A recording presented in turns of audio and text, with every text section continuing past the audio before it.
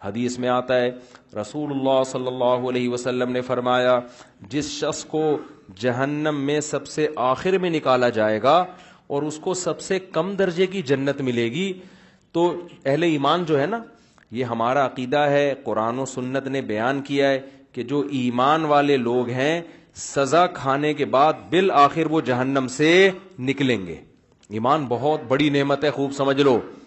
انسان عمل میں کتنا ہی خراب کیوں نہ ہو، لیکن جب تک وہ مومن ہے، ایک اللہ کا قائل، پیغمبر صلی اللہ علیہ وسلم کی ختم نبوت کا قائل، اسلام کو برحق سمجھتا ہے اور کلمے کو مانتا ہے، تو کیسا ہی برا عمل کرے سزا کھانے کے بعد بالآخر جہنم سے نکلے گا۔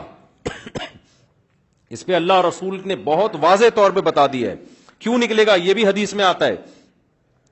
حدیث میں آتا ہے کہ جب گناہگار مسلمان جنہوں نے زنا کیا، نمازیں چھوڑی، شرابیں پی، جب جہنم میں جلیں گے نا طویل عرصے تک، تو کافر ان سے کہے گا کہ تمہارے ایمان نے، تمہارے مسلمان ہونے نے تمہیں کوئی فائدہ نہیں پہنچایا، تم تو ہماری طرح ہی ہو، ہم بھی جل رہے ہیں تم بھی جل رہے ہو،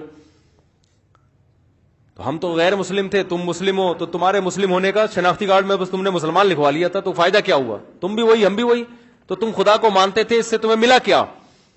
نبی صلی اللہ علیہ وسلم نے فرمایا جب کافر مسلمان کو یہ طعنہ دے گا اللہ کو غیرت آئے گی، غضب آئے گا، اور اللہ کہے گا یہ کیسے ہو سکتا ہے کہ جو مجھے مانتے تھے، جو میرے حبیب صلی اللہ علیہ وسلم پر اور پیغمبروں پر ایمان رکھتے تھے، جو موسیٰ کو اللہ کا نبی مانتے، عیسیٰ کو اللہ کا نبی مانتے، ابراہیم کو اللہ کا خلیل مانتے، آدم کو اللہ کا نبی مانتے، محمد صلی اللہ علیہ وسلم کو اللہ کا نبی مانتے، قرآن کو میرا کلام مانتے، جو مانتے تھے نماز پڑھنی چاہیے پڑھتے نہیں تھے، جو مانتے تھے شراب نہیں پینی چاہیے پی رہے تھے، لیکن مانتے تھے پینی نہیں چاہیے، اس کو اچھا نہیں قرار دیتے تھے۔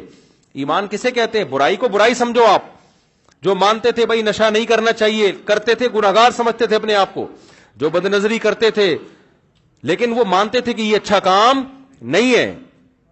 کافر کسے کہتے ہیں پتہ ہے؟ برائی کرتا ہے اور کہتا ہے اس میں حرج کیا ہے، اس کو کافر کہتے ہیں۔ شراب پیتا ہے، بولتا ہے بھائی میں پیتا ہوں، تیرے کو کیا تکلیف ہے؟ پیتا ہوں تو کیا ہے، اس میں کیا خرابی ہے؟ یہ تو مولویوں نے بولا ہوا ہے کہ نہیں پیو نہیں پیو، اسے کیا کہتے ہیں؟ یہ مسلمان ہے کافر ہے؟ بول لو نا یار، کیا ہو گیا یار؟ گناہ کو حلال سمجھ کے کرنا، گناہ کو برا سمجھ کے نہ کرنا، یہ عمل کیا کہلاتا ہے؟ کفر۔ ماں باپ کو اولڈ ہاؤس میں جمع کرا دیا، جیسے ہوتا ہے باہر ملکوں میں، بوڑھا ہو گیا ابا چل بھائی تو ایدی سینٹر میں جا یار، ان سے بولو یار یہ غلط ہے نہیں کرو، تو کہہ رہے ہیں کیا ہے اس میں یار، وہ وہاں زیادہ اچھی کیئر ہو رہی ہے اس کی، تو اس میں کیا ہے؟ باپ سے بدتمیزی سے بات کر رہا ہے، اسے بولو بھائی، آج کسی کو بولو، کہہ رہے کیا ہے میرا باپ ہے تجھے کیا تکلیف ہے؟ اس کا مطلب یہ برائی کو کیا کر رہا ہے؟ اچھا سمجھ کے کر رہا ہے۔ اور ایک وہ ہوتا ہے کہ اس کو کافر کہتے ہیں، ایک وہ ہوتا ہے جب آپ ہندوؤں میں بیان کرو کہ گرل فرینڈ مت بناؤ، کہنے کیوں نہیں بنایا بھائی، کیا ہے گرل فرینڈ میں کیا خرابی ہے؟ تو برائی کو وہ کیا سمجھ رہے ہیں؟ اس کو برائی نہیں سمجھتے۔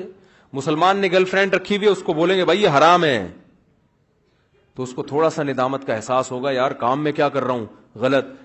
نکاح پیغمبروں کی سنت ہے، گرل فرینڈ رکھنا یہ کافروں کی سنت ہے، زنا کرنا یہ گندا عمل ہے، یہ پاکیزہ عمل نہیں ہے۔ نبی صلی اللہ علیہ وسلم نے معراج کی رات میں کچھ لوگوں کو دیکھا، ننگے مرد اور ننگی عورتیں آگ میں جل رہے ہیں، اور شعلے اوپر جاتے ہیں تو وہ ننگے جسموں کے ساتھ اوپر جاتے ہیں۔ آپ نے جبریل سے پوچھا یہ کون لوگ ہیں؟ تو جبریل نے کہا یہ آپ کی امت کے زنا کرنے والے مرد اور زنا کرنے والی عورتیں، دونوں کو برہنہ کر کے اللہ نے ایک ساتھ آگ میں پھینک دیا ہے۔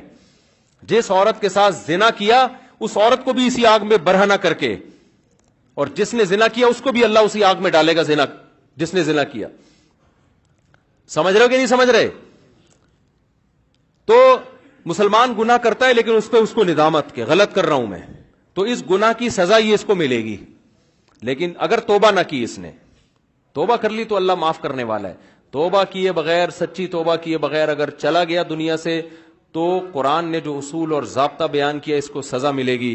اب یہ بھی اسی آگ میں جلے گا، کافر بھی جلے گا۔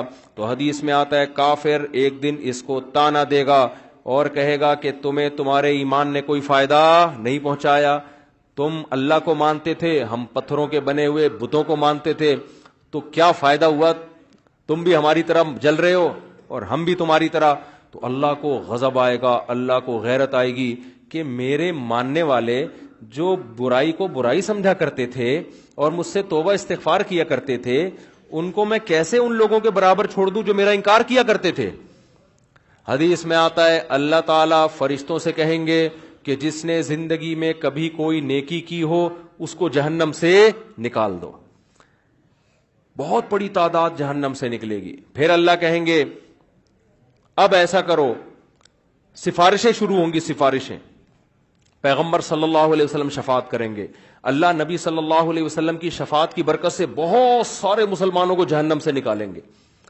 پھر رشتہ دار سفارش کریں گے, آپ کا کوئی بیٹا عالم ہو, حافظ ہو, شہید ہے, کوئی آپ کا دوست ہے, جیسے دنیا میں یاد کرتے ہیں نا, نادرا کی لائن میں لگے ہوئے, اندر کوئی تعلق والا نظر آ گیا, آنکھ ماری یار, وہ آ جاتا ہے, وہ بھی آنکھ مارتا ہے.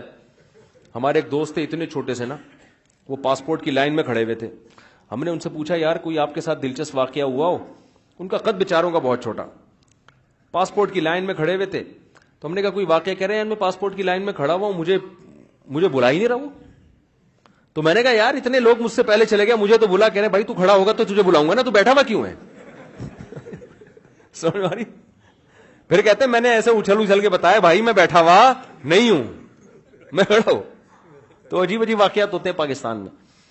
تو جیسے ہوتا ہے نا یار, اب دنیا میں تو یہ غلط سمجھا جاتا ہے, لیکن اللہ تو اللہ ہے, اللہ اس تعلقات کا فائدہ پہنچائے گا. شہید سفارش کرے گا, علماء شفاعت کریں گے, آپ کی اولاد میں کوئی حافظ ہے وہ شفاعت کرے گا, تو اللہ ان کی شفاعت کی برکت سے اور بہت سارے مسلمانوں کو جہنم سے نکالیں گے. سمجھتے ہو گے نہیں سمجھتے؟ پھر اللہ تعالیٰ فرشتوں سے پوچھے گا اب بتاؤ کتنے لوگ ہیں؟ فرشتے کہیں گے اللہ ابھی بھی بہت سارے لوگ ہیں. اللہ فرشتوں سے کہے گا اب کوئی کسی کی سفارش کرنے والا ہے؟ فرشتے کہیں گے اللہ اب کوئی سفارش کرنے والا نہیں ہے. سب کے جتنے ریلیٹو تھے سب نے نکال لی. اب یہ وہ لوگ پڑے ہوئے جن کا کوئی ریلیٹو بھی انسان کا بچہ, اپنے الفاظ میں کہہ رہا ہوں میں, کوئی حافظ عالم کوئی بزرگ کوئی ہے ہی نہیں, سارے وہی جو برے ماحول میں سب دائیں بائیں برے لوگ ہی تھے. تو اللہ جواب میں کیا کہیں گے, هل يبقى الا الرحمن, کہ رحمان تو باقی ہے نا. جب پیغمبر کو اپنی امت پہ ترس آ سکتا ہے, دوستوں کو دوستوں پہ ترس آ سکتا ہے, اولاد کو ماں باپ پہ, ماں باپ کو اولاد پہ, شوہر کو بیوی پہ, بیوی کو شوہر پہ ترس آ سکتا ہے, اور مجھ سے سفارش کر کے نکلوا رہے ہیں, تو میرا بھی تو اپنی بندوں سے خالق اور مخلوق کا تعلق ہے, تو میں بھی تو نکالوں گا نا. تو اب کوئی سفارش کرنے والا نہیں ہے.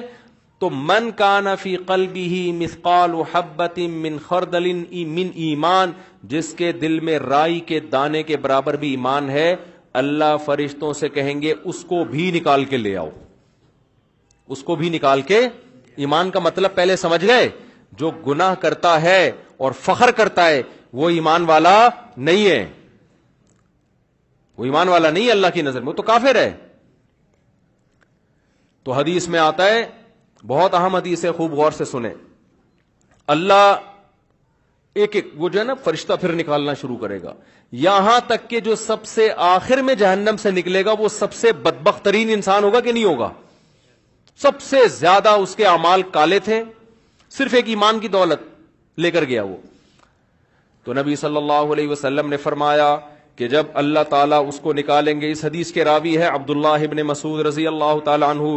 حضرت عبداللہ بن مسعود کا حلقہ کوفہ میں لگا ہوا ہے, شاگرد بیٹھے ہوئے ہیں, حضرت عبداللہ بن مسعود ان کو یہ حدیث سنا رہے ہیں کہ اللہ تعالیٰ جب اس کو آخری فرد کو نکالیں گے نا, سب سے لاسٹ میں نکلے گا وہ, پتہ نہیں کیا ہوگا وہ, آپ خود سوچ لو, سب سے آخر میں نکلے گا وہ, تو وہ کہے گا کہ میرا رخ اس جہنم سے پھیر دیا جائے, اس سے نفرت ہوگی آگ سے, اللہ اس کا رخ پھیریں گے. پھر اللہ اس سے کہیں گے بتا تو کیا چاہتا ہے, بتا تو کیا چاہتا ہے. حدیث میں آتا ہے کہ جس طرف رخ کرے گا نا اس طرف جنت ہوگی. تو وہ اللہ سے کہے گا کہ اے اللہ, یہ جو اتنی خوشنما جنت جس کے بارے میں قرآن کہتا ہے ما لا عین رأت ولا اذن سمعت ولا خطر علی قلب بشر, ایسی نعمتیں میں نے اپنے بندوں کے لیے تیار کر کے رکھی ہیں جو نہ کسی آنکھ نے دیکھی, نہ ان کی حقیقت کسی کان نے سنی, نہ ان کا تصور کبھی کسی دل میں گزرا ہے. آپ عیاشی کا تصور کرو نا, آپ کا تصور جہاں جا کے ختم ہوگا نا، جنت اس سے بھی اوپر کی چیز ہے.